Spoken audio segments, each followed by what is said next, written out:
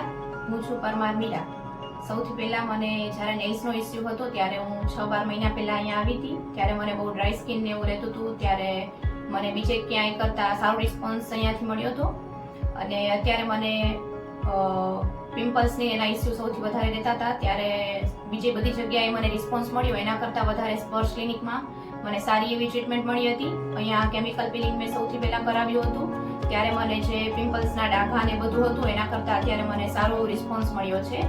તો બારે બધી જગ્યાએ રિસ્પોન્સ મળે છે એના કરતાં અહીંયા સ્ટાફ અને સર બધાનો નેચર સારો છે અને ટ્રીટમેન્ટમાં પણ સારો એવો રિસ્પોન્સ મળ્યો હતો।